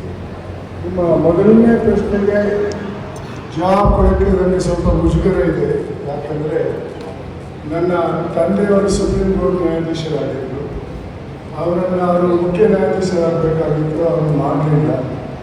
ಆವಾಗ ಅವರು ರಾಜೀನಾಮೆ ಕೊಟ್ಟು ಬಂದರು ಆ ಹುದ್ದೆಗೆ. ಬಂದುಬಿಟ್ಟು ಮತ್ತೆ ರಾಜಕೀಯಕ್ಕೆ ಸೇರಿ ಬೆಂಗಳೂರಿನಿಂದ MP ಆದರು, ಲೋಕಸಭೆ ಸ್ಪೀಕರ್ ಆದರು. ಅದರಿಂದ ನೀವು ಕೇಳಿದಂಥ ಪ್ರಶ್ನೆ ಅವರಿಗೂ ಕೂಡ ನಾವು ಮಾಡ್ಕೊಂಡಿದ್ದೇವೆ. ಅದರಿಂದ ನಾನು ಇಷ್ಟು ಮಾತ್ರ ಹೇಳಬಲ್ಲೆ, ನ್ಯಾಯಾಧೀಶರುಗಳು ರಾಜಕೀಯದಿಂದ ದೂರ ಇರಬೇಕು. ಯಾಕಂದರೆ ಇವತ್ತಿನ ಪರಿಸ್ಥಿತಿಯಲ್ಲಿ ಸರ್ಕಾರ ನಾಮಿನೇಟ್ ಮಾಡುವುದು ಅಥವಾ ಇನ್ನೊಂದು ರಾಜಕೀಯ ಪಕ್ಷ ನಾಮಿನೇಟ್ ಮಾಡುವುದರಲ್ಲಿ ಇನ್ನೇನಾದರೂ ಹಿನ್ನೆಲೆ ಬರುವುದು ಅನ್ನೋ ಒಂದು ಸಂಶಯ ಇದ್ದೇ ಇರುತ್ತದೆ. ಆದ್ದರಿಂದ ಅಂಥ ಹುದ್ದೆಯಲ್ಲಿದ್ದವರು ಸಂಶಯದಿಂದ ದೂರ ಇರಬೇಕು. ಅದಕ್ಕಾಗಿ ಅವರು ಚುನಾವಣೆ ನ್ಯಾಯಾಲಯಕ್ಕೆ ಹೋಗುವಾಗ ನಿರ್ಧಾರ ಮಾಡಬೇಕು, ಇದು ನನ್ನ ಕೊನೆಯ ಹುದ್ದೆ ಅಂತ. ಆ ದಿಕ್ಕಿನಲ್ಲಿ ನಾನು ಹೋಗ್ತೇನೆ. ಯಾರು ಕೂಡ ನಿವೃತ್ತರಾದ ನ್ಯಾಯಾಧೀಶರು ನ್ಯಾಯಾಲಯಕ್ಕೆ ಚುನಾವಣೆಗೆ ನಿಲ್ಲಬಾರದು ಅನ್ನೋದು ನನ್ನ ಅನಿಸಿಕೆ. ಇವಾಗ ನೀವು ಕೇಳಿದ್ರಿ ಇತ್ತೀಚೆಗೆ ನಿವೃತ್ತರಾದಂಥ ಮುಖ್ಯ ನ್ಯಾಯಾಧೀಶರ ಬಗ್ಗೆ ಭಾಳ ಬುದ್ಧಿವಂತ ವಕೀಲ ನ್ಯಾಯಾಧೀಶರವರು. ಆದರೆ ಅವರು ಸ್ವಲ್ಪ ಮಾತಾಡೋದು ಜಾಸ್ತಿ ಆಗಿತ್ತು. ಹೊರಗಡೆ ಬಂದು ಬೇರೆ ಬೇರೆ ವಿಚಾರದಲ್ಲಿ ಮಾತಾಡ್ತಾ ಇದ್ದರು. ಇವಾಗ ನಿವೃತ್ತರಾಗಿ ಹೋಗಿದ್ದಾರೆ. ಅದರ ಬಗ್ಗೆ ಭಾಳಷ್ಟು ಚರ್ಚೆಗಳು ನಡೀತಾ ಇವೆ. ಇದರಿಂದ ಅವೇನಾದರೂ ಪಾಠ ಕಲಿಯಬಹುದು ಅನ್ನೋದು ನನ್ನ ಅನಿಸಿಕೆ. ಹಲೋ, ನಮಸ್ತೆ ಸರ್. ನಾನು ವಿನೋದ್ ಎಂಬ ವಿದ್ಯಾರ್ಥಿ ಸರ್. ಸರ್ ಎಂ ವಿಶಿಷ್ಟ ಕಾಲೇಜ್ ಸರ್. ಸರ್, ನೀವು ಸುಪ್ರೀಂ ಕೋರ್ಟಿನ ನ್ಯಾಯಾಧೀಶರಾದಂಥ ಸಂದರ್ಭದಲ್ಲಿ ಸರ್ ವಿಜಯ್ ಮಲ್ಯ ಸರ್ ಭಾರತದ ಕಿಂಗ್ಫಿಷರ್ನ ಸ್ಥಾಪಕ ಸರ್. ಅವರು ನಮ್ಮ RBIನಿಂದ 9,000 ಕೋಟಿ ಸರ್ ಸಾಲವಾಗಿ ತಗೊಂತಾರೆ. ಆ ತಗೊಂಡ್ರೆ ಸರ್ ಅವರು ವಿದೇಶಕ್ಕೆ ಹೊರ ಹೋಗ್ತಾರೆ ಸರ್. ಆದರೆ ಈ ಥರ ಸರ್ 10-15 ವರ್ಷ ಆಯ್ತು ಸರ್, ಅವ್ರ ಮೇಲೆ ಏನೂ ಇದು ಮಾಡಿಲ್ಲ ಸರ್. ಈ ಥರ sir sir Vijay Mallya sir Kingfisher, Vijay Mallya sir Kingfisher ಸ್ಥಾಪಕ ಅವರು ಸರ್ 9,000 ಕೋಟಿ ಸರ್ RBI ಬ್ಯಾಂಕಿಂದ ಲೋನ್ ತಗೊಂತಾರೆ ಸರ್. ಆದರೆ ಈ ಥರ ಲೋನ್ ಏನಾದರೂ ಅವ್ರು ತೀರಿಸಿಲ್ಲ ಸರ್. ಆದರೆ ಇದೇ ಥರ ಸರ್ ನಮ್ಮ ಹಳ್ಳಿಗಳಲ್ಲಿ ಸರ್ 1-2 ಲಕ್ಷ ರೈತರು ಸರ್ 1-2 ಲಕ್ಷ ರೈತರು ಸಾಲ ತಗೊಂತಾರೆ ಸರ್. ಅದೇ ಸರ್ ಆ ಬ್ಯಾಂಕಿನವರು ಸರ್ ಅವರಿಗೆ ತುಂಬ ತಿರುಳು ಕೊಡ್ತಾರೆ ಸರ್. ಅದೇ ನಮ್ಮ ರೈತರಿಗೆ ಸರ್ ಅವರು ಸರ್ ತುಂಬ ಚಿಕ್ಕಲಿಂಚ ಕೊಡ್ತಾರೆ ಸರ್. ನೇಣಿಗೆ ಹೋಗುವಂಥ ಸಂದರ್ಭ ಮಾಡ್ತಾರೆ ಸರ್ ಇವರು ಅಧಿಕಾರಿಗಳ ಸರ್ ಬ್ಯಾಂಕಿನವರ ಸರ್. ಆದರೆ ನಮ್ಮ 9,000 ಕೋಟಿ ತಗೊಂತ ವಿಜಯ್ ಮಲ್ಯ ಸರ್ ನಮ್ಮ ಭಾರತೀಯ ಸರ್ಕಾರವೂ ಯಾವುದು ಏನು ಕೆಲಸ ಮಾಡಿಲ್ಲ ಸರ್. ಮತ್ತೆ ಈ ನೌಕರಶಾಹಿ ವರ್ಗದವರು ಏನು ಕೆಲಸ ಮಾಡಿಲ್ಲ ಸರ್. ಅದಕ್ಕೆ ನೀವು ಏನು ಹೇಳ್ತೀರ ಅಂತ ಹೇಳ್ತೀವಿ ಸರ್. ನನ್ನ ಅನಿಸಿಕೆಯಲ್ಲಿ ವಿಜಯ್ ಮಲ್ಯನನ್ನು ವಾಪಸ್ ಭಾರತಕ್ಕೆ ತರುವ ನಿಟ್ಟಿನಲ್ಲಿ ಪ್ರಯತ್ನಗಳು ನಡೀತಾ ಇವೆ. ಮೊದಲನೇ ಕೋರ್ಟ್ನವರು ಅವರನ್ನು ಗಡೀಪಾರು ಮಾಡಬೇಕೆನ್ನುವ ಆದೇಶ ಕೊಟ್ಟಿದ್ದಾರೆ. ಆ ಆದೇಶದ ವಿರುದ್ಧ ವಿಜಯ್ ಮಲ್ಯ ಅವರು ಅಪೀಲ್ಗೆ ಹೋಗಿದ್ದಾರೆ. ಅಪೀಲಲ್ಲಿ ಸ್ಟೇ ಕೊಟ್ಟಿದ್ದಾರೆ. ಅದರಿಂದಾಗಿ ಅವರನ್ನು ವಾಪಸ್ ತರಕ್ಕೆ ಇಷ್ಟವರೆಗೆ ಆಗಿಲ್ಲ. ವಿಜಯ್ ಮಲ್ಯನನ್ನು ಇನ್ನೂ ವಾಪಸ್ ತಂದಿಲ್ಲ ಅಂತ ನಿಮ್ಮ ಸಂಬಂಧಿಕರು ಬೇಕಾದ ಸಾಲ ಆಗಲ್ಲ ಅಂತ ಹೇಳಕ್ಕೆ ಸಾಧ್ಯ ಇಲ್ಲ. ಅವ್ರು ಕಟ್ಟಬೇಕು ಸಾಧ್ಯ ಇಲ್ಲ. ಅವರಿಗೆ ಜೈಲಿಗೆ ಹೋಗಬೇಕಾಗ್ತದೆ. ಆದ್ದರಿಂದ ಒಬ್ಬ ತಪ್ಪು ಮಾಡಿದ್ದವರು ಇನ್ನೂ ಹೊರಗೆ ಇದ್ದಾರೆ ಅನ್ನೋ ಕಾರಣಕ್ಕಾಗಿ ಮಿಕ್ಕಿದವರು ಕೂಡ ತಪ್ಪು ಮಾಡಬಾರ್ದು ಅನ್ನುವ ಸಂಶಯ ಸರಿಯಲ್ಲ. ಸರ್, ನೀವು ಇಷ್ಟು ವರ್ಷ ಸಲ್ಲಿಸಿದ್ರಲ್ಲ ಸರ್, ನಿಮ್ಮ ಟೋಟಲ್ ನೆಟ್ವರ್ಕ್ ಹೇಳ್ಬೋದೇನು ಸರ್? ಅಂದರೆ ನಿಮ್ಮ ಎಲ್ಲ ಸ್ಯಾಲರಿ ಸರ್, ಇಷ್ಟು ವರ್ಷ ಸೇವೆ ಸಲ್ಲಿಸಿದ್ರಿಂದ ಬಂದಂಥ ಸ್ಯಾಲರಿ ಸರ್, ಇಷ್ಟು ಸಾವಿರ ರೂಪಾಯಿ ಅಂತ ಉಳಿತಾಯ ಮಾಡಿರ್ತೀರಲ್ಲ ಸರ್. ಸರ್ ನಿಮ್ಮ ಸ್ಯಾಲರಿ ಸರ್, ಟೋಟಲ್ ನೆಟ್ವರ್ಕ್ ನಿಮ್ಮ ಸಂಬಳ ಸರ್, ಇಷ್ಟು ವರ್ಷ ಸೇವೆ ಸಲ್ಲಿಸಿದ್ರಲ್ಲ ಸರ್, ಇದರಿಂದ ಬಂದಂಥ ಸಂಬಳ ಎಷ್ಟು ಸರ್? ಸಂಬಳ ಇವಾಗ ಅದು ಸುಮಾರು 3 ಲಕ್ಷ ನ್ಯಾಯಾಧೀಶರಿಗೆ ಸಿಗ್ತದೆ ತಿಂಗಳಿಗೆ. ನನ್ನ ಕಾಲದಲ್ಲಿ ನನಗೆ ಬಂದದ್ದು 50,000 ಸಂಬಳ. ಕೇಳಿ ಮಾಹಿತಿ ಕೇಳ್ತಾರೆ ಹೇಳಿ ಸರ್.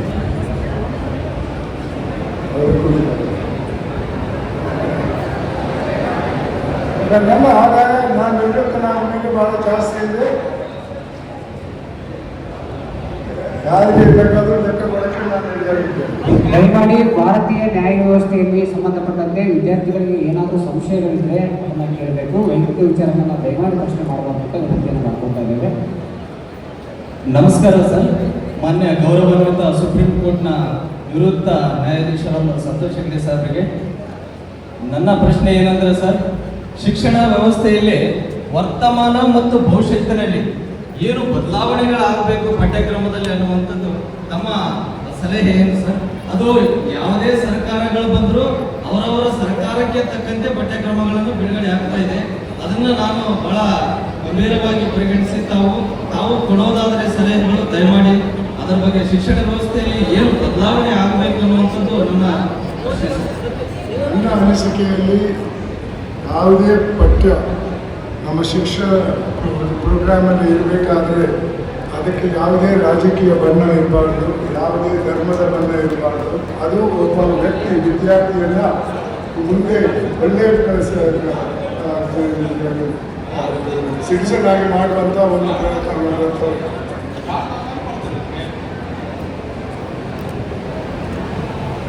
ಸರ್ ನಮಸ್ಕಾರ ಸರ್. ನಮಸ್ಕಾರ. ನಾವು ಬಸವರಾಜ್ ಹಿರೇನಮ್ಮನೂರು ಗ್ರಾಮದ ಸರ್. ಪ್ರತಿಯೊಬ್ಬರಲ್ಲಿ ಮೊಬೈಲ್ ಇದೆ ಸರ್, ಪ್ರತಿಯೊಬ್ಬರಲ್ಲಿ ಮೊಬೈಲ್ ಇದೆ. ಆದರೆ ವಿದ್ಯಾರ್ಥಿಗಳು ಬಳಸೋಕ್ಕೆ ಕೇಳ್ತಾರೆ ಸರ್. ಆದರೆ ವಿದ್ಯಾರ್ಥಿಗಳು ವಿದ್ಯಾಭ್ಯಾಸ ಸಲಹೆ ಕೊಟ್ಟಿರ್ತೀವಿ, ಪಾಲಕರು ಕೊಟ್ಟಿರ್ತಾರೆ. ಆದರೆ ಅವರು ದುರುಪಯೋಗ ಪಡಿಸ್ತಿದ್ದಾರೆ. ಅದಕ್ಕೆ ಪರಿಹಾರ ಏನು ಮಾಡ್ಬೇಕು ಸರ್? ಯಾರೇ ಉದ್ದೇಶದಿಂದ ಬಳಸ್ತಿದ್ದಾರೆ ಮೊಬೈಲ್ ಸರ್? ಇದಕ್ಕೆ ಮೂಲ ಕಾರಣ ಮಕ್ಕಳ ಪೋಷಕರು. ಮತ್ತೆ ತಮ್ಮ ಕಾರ್ಯ ಕೆಲಸ ಮಾಡ್ತಾ ಇರುವಾಗ ಮತ್ತೆ ಅಡ್ಡಿ ಮಾಡಲ್ಲ. ಕರೆಕ್ಟ್ ಸರ್, ಪೋಷಕರು ಇರ್ಬೋದು ಸರ್. ಆದ್ರೆ ಮೊಬೈಲಲ್ಲಿ ಬದಲಾವಣೆ ಮಾಡ್ಬೇಕಂತ ನಾವು ಕೇಳಿದ್ವಿ. ಮೊಬೈಲಲ್ಲಿ ಬೇರೆ ರೀತಿಯಿಂದ ವಿದ್ಯಾರ್ಥಿಗಳಿಗೆ ಅನುಕೂಲ ಆಗಂತೆ ಕೊಡಬೇಕಾಗಿತ್ತು ಅಂತ ಅದಕ್ಕೆ ಕೇಳಬೇಕಿದೆ ಸರ್. ನನ್ನ ಅನಿಸಿಕೆಯಲ್ಲಿ ಮಕ್ಕಳಿಗೆ ಕೊಡುವಂತಹ ಫೋನ್ನಲ್ಲಿ ಬರೀ ಮಾಹಿತಿ ಕೊಡುವಂಥ, ಕೆಲವು ಒಳ್ಳೆಯ ಮಾಹಿತಿ ಕೊಡುವಂಥ ವಿಚಾರ ಮಾತ್ರ ಇರಬೇಕು. ಸಂಪರ್ಕ ಮಾಡುವಂಥ ಫೆಸಿಲಿಟಿ ಇರಬಾರ್ದು ಅನ್ನೋದು ಇರಬೇಕು. ಯಾಕೆಂದರೆ ಅದರಲ್ಲಿ ಕ್ಯಾಲ್ಕುಲೇಟರ್ ಇದೆ, ಇನ್ಫಾರ್ಮೇಷನ್ ಇದೆ, ಭಾಳಷ್ಟು ಇದೆ. ಅಂಥ ಇನ್ಫಾರ್ಮೇಷನ್ನ ಮಕ್ಕಳಿಗೆ ಕೊಡ್ಬೋದು, ಒಂದು ಮಿಕ್ಕಿದ್ದೆಲ್ಲ. ನಾನು ಸರ್ ವಿಶ್ವೇಶ್ವರ ಕಾಲೇಜ್ನಲ್ಲಿ ಸೆಕೆಂಡ್ PU ಮುಗಿಸಿ ಪ್ರಸ್ತುತ JSS ಕಾಲೇಜ್ನ ಧಾರವಾಡದಲ್ಲಿ ಹೋಗ್ತಾ ಇದ್ದೀನಿ. ನನ್ನ ಪ್ರಶ್ನೆ ಏನಂತಂದ್ರೆ ಲಂಚ ಮತ್ತು ಸಮಾನತೆಗೆ ಸಂಬಂಧಪಟ್ಟ ಹಾಗಿದೆ. ನಾವು ಸೆಕೆಂಡ್ PU ಅಲ್ಲಿ 96% ಪಡ್ಕೊಂಡು ಇದೇ ಆಧಾರದ ಮೇಲೆ ವಸತಿ ನಿಲಯ ಸಿಗುತ್ತೆ ಅಂತ ಧಾರವಾಡಕ್ಕೆ ಹೋಗಿದ್ದೆ. ನಾನೊಬ್ಳು ಬಡ ವಿದ್ಯಾರ್ಥಿ. ವಸತಿ ನಿಲಯ ಆಧಾರವಾಗಿ ಇಟ್ಕೊಂಡು ಹೋದ ನನಗೆ ಆದ್ರೆ ಹಾಸ್ಟೆಲ್ ಲಿಸ್ಟಲ್ಲಿ ನನ್ನ ಹೆಸರು ಬರಲಿಲ್ಲ. ಇಷ್ಟು ರಿಸಲ್ಟ್ ಆದ್ರೂ ನಾನು ಬರಲಿಲ್ಲ. ಆದ್ರೂ ಕೂಡ ಬೇರೆ ವಿದ್ಯಾರ್ಥಿಗಳಿಗೆ ಕಡಿಮೆ ರಿಸಲ್ಟ್ ಇದ್ರೂ ಕೂಡ ಅವರಿಗೆ ಅವಕಾಶಗಳು ಸಿಗ್ತಿದ್ದಾವೆ ಸರ್. ಅಂದ್ರೆ ಲಂಚಗಳನ್ನ ಕೊಟ್ಬಿಟ್ಟು ಒಳಗಡೆ ಹೋಗ್ತಿದ್ದಾರೆ ಸರ್. ಅಂದ್ರೆ ಈ ಸಮಾನತೆ ಅಂತ ಹೇಳ್ತಾರಲ್ಲ, ಈ ನಿಯಮಗಳೆಲ್ಲ ತಂದಿದ್ದಾರೆ ಸರ್. ದುಡ್ಡುದಾರ ದೊಡ್ಡವರಣ. ನನ್ನ ಪ್ರಶ್ನೆ ಸರ್, ಇದ್ರ ಪ್ರಕಾರ ನಿಮ್ಮ ಅಭಿಪ್ರಾಯ ಏನು? ಇದು ನೀವು ಹೇಳಿದ್ದು ಸರಿಯಾಗಿದ್ದರೆ ಇದಕ್ಕೆ ನೀವು ಕೋರ್ಟಿಗೆ ಹೋಗಬೇಕು.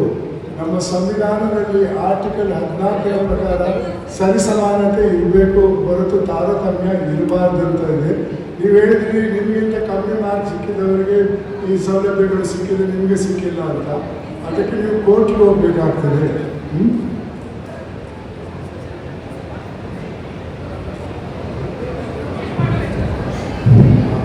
ಲಾಸ್ಟ್ ಕ್ವೆಶ್ಚನ್ ಯಾರಿದ್ದಾರ? ಸರ್ ನಮಸ್ಕಾರ ಸರ್. ನನ್ನ ಹೆಸರು ಅನಿಲ್ ಕುಮಾರ್ ಅಂತ ಸರ್. ನಿನ್ನೆ ನಾವು ಸಂವಿಧಾನ ಸಮರ್ಪಣೆ ದಿನಾಚರಣೆಯನ್ನು ಆಚರಿಸಿದ್ವಿ ಸರ್. ಆದರೆ ಒಂದು ಮಠಾಧೀಶರು ಅದಕ್ಕಿಂತ ಮುಂಚೆ ನಮ್ಮನ್ನು ಗೌರವಿಸುವ ಸಂವಿಧಾನ ನಮಗೆ ಬೇಕು ಅಂತಕ್ಕಂಥ ಹೇಳಿಕೆ ಕೊಟ್ಟಿದ್ದಾರೆ. ನಮ್ಮ ಭಾರತೀಯ ಸಂವಿಧಾನದಲ್ಲಿ ಪ್ರತಿಯೊಬ್ಬ ನಾಗರಿಕರಿಗೆ ಘನತೆ ಮತ್ತು ಸ್ವಾಭಿಮಾನದಿಂದ ಬದುಕುವ ಹಕ್ಕನ್ನು ಕೊಟ್ಟರು ಸಹಿತ ಈ ರೀತಿಯಾದಂತಹ ಪಟ್ಟಭದ್ರ ಹಿತಾಸಕ್ತಿಗಳು ಪದೇ ಪದೇ ಸಂವಿಧಾನ ವಿರೋಧಿ ಹೇಳಿಕೆಯನ್ನು ಕೊಡ್ತಾ ಇದ್ದಾರೆ ಸರ್. ಅದಕ್ಕಾಗಿ ತಮ್ಮ ಒಂದು ನಿಲುವು ಅಥವಾ ಅಭಿಪ್ರಾಯವನ್ನು ನೀವು ಕೊಡೋದ್ರಿಂದ ಎಷ್ಟೋ ಜನರಿಗೆ ಅದರ ಭದ್ರತೆ ಬಗ್ಗೆ ಆಶ್ವಾಸನೆ ಬರುತ್ತೆ ಸರ್. ಮಠಾಧೀಶರು ಯಾವುದರಿಂದ ವಂಚಿತರಾಗಿದ್ದಾರೆ? ಪೇಜಾವರ ಶ್ರೀ ಮಠಾಧೀಶರು ಸರ್ ನಮ್ಮನ್ನು ಗೌರವಿಸುವ ಸಂವಿಧಾನ ನಮಗೆ ಬೇಕು ಅಂತಕ್ಕಂಥ ಹೇಳಿಕೆಯನ್ನ ಕೊಟ್ಟರು ಸರ್. ಅವರನ್ನು ಅವರೇ ಗೌರವಿಸಿದ? ಇಲ್ಲ ಸರ್, ಸಂವಿಧಾನ ಅವರು ಪೇಜಾವರ ಶ್ರೀಗಳನ್ನ ಆ ವರ್ಗದವರನ್ನ ಗೌರವಿಸಬೇಕಾದಂತಹ ಸಂವಿಧಾನ ನಮಗೆ ಬೇಕು ಅಂತ ಹೇಳ್ತಾ ಇದ್ದಾರೆ ಸರ್. ಈಗಾಗಲೇ ಮೂಲಭೂತ ಹಕ್ಕುಗಳಲ್ಲಿ ಧಾರ್ಮಿಕ ಸ್ವಾತಂತ್ರ್ಯದ ಹಕ್ಕನ್ನ ಬಾಬಾ ಸಾಹೇಬ್ ಅಂಬೇಡ್ಕರ್ ಅವರು ಕೊಟ್ಟಿದ್ದಾರೆ. ಇನ್ನು ಇವರಿಗೆ ಬೇಕಾದಂಥ ಸಂವಿಧಾನ ಯಾವುದು ಅಂತಕ್ಕಂಥದ್ದು ವಿಚಾರವಂತರಲ್ಲಿ ವಿಚಾರಣೆ ಸಂಕೀರ್ಣದಲ್ಲಿ ಭಾಗವಹಿಸ್ತಕ್ಕಂಥವರಲ್ಲಿ ಗೊಂದಲ ಐತೆ ಸರ್. ಯಾವುದೇ ಸಂವಿಧಾನದ ವಿಧಿಗಳು ಯಾರನ್ನಾದರೂ ಗೌರವಿಸೋಕ್ಕೆ ಅಡ್ಡ ಬರಲ್ಲ. ಆದರೆ ಸಂವಿಧಾನದಲ್ಲಿ ನಮಗೆ ಹೆಚ್ಚಿನ ಗೌರವ ಸಿಗಬೇಕು ಅನ್ನೋ ಒಂದು ವಾದ ಇದ್ದರೆ ಅದು ಸಂವಿಧಾನಕ್ಕೆ ವಿರುದ್ಧವಾದದ್ದು. ಯಾವ ವ್ಯಕ್ತಿಗೂ ಕೂಡ ಯಾರೂ ಗೌರವ ತೋರಿಸಬಹುದು, ಅಥವಾ ಯಾವ ವ್ಯಕ್ತಿಗೂ ಕೂಡ ಯಾರು ಕೂಡ ಗೌರವ ತೋರಿಸದೇ ಇರ್ಬೋದು, ಆದರೆ ಅವಮಾನ ಮಾಡಬಾರ್ದು. ಗೌರವ ತೋರಿಸದೇ ಇರ್ಬೋದು, ಆದರೆ ಅವಮಾನ ಮಾಡಬಾರ್ದು. ಇದು ಆ ವ್ಯಕ್ತಿಗೆ ಬಿಟ್ಟಂಥ ಜವಾಬ್ದಾರಿ. ಅವನಿಷ್ಟ ಇದ್ದರೆ ಗೌರವ ತೋರಿಸ್ಬೋದು, ಇಲ್ಲದೆ ಇಲ್ಲ.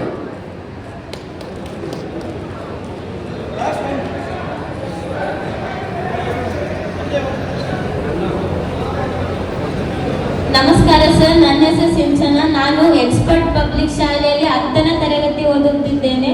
ಲಂಚ ಕೊಡುವುದು ಮತ್ತು ತೆಗೆದುಕೊಳ್ಳುವುದು ಎರಡು ತಪ್ಪು.